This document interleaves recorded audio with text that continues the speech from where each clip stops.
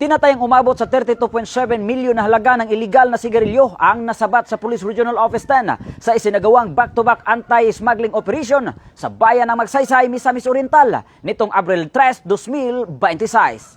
Unang nadiskubre bandang 1:50 ng hapon ang isang wing van truck na umano'y kargado ng smuggled cigarettes matapos makatanggap ng intelligence report ang mga otoridad. Agad rumispondi ang pinagsanib na puwersa ng Regional Mobile Force Battalion 10 at lokal na pulisya. Ngunit nakatakas ang driver ng traka at tumakbo patungo sa kalapit na kagubatan. Sa isinagawang inspeksyon, natagpuan sa loob ng sasakyan ang 496 master cases sa iba't ibang brand ng sigarilyo na walang kaukulang graphic health warning at excise tax stamps. Tinatayang nagkakahalaga umano ng 19.8 million pesos. Kabilang sa mga nakumpiskang brand ang Green Hills, New Orleans, Casablanca at Modern Cigarettes. Samantala, sa hiwalay na operasyon bandang 4:40 ng hapon, isa pang abandonadong wing van truck ang nadiskubre sa Purok 5 Barangay Candiesa.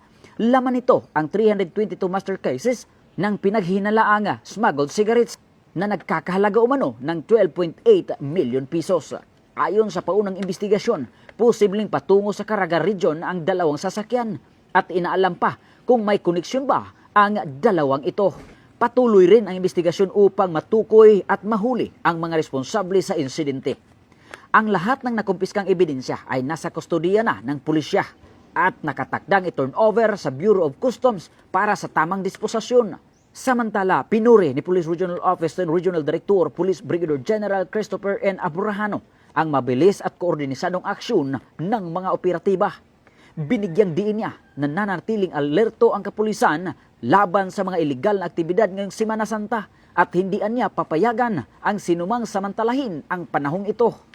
Dagdag pa niya, patuloy na paigtingin ng Police Regional Office 10 ang intelligence operations at pakikipag-ugnayan sa iba't ibang ahensya upang mapanatili ang kapayapaan at kaayusan sa rehiyon. Mula dito sa Campo Alagar, ako po ang inyong Police News Network Correspondent mula sa Regional Public Information Office ng Police Regional Office 10, Corporal Joel Lazaro Subsuban, alagad ng batas, tagataguyod ng Balitang Pulis.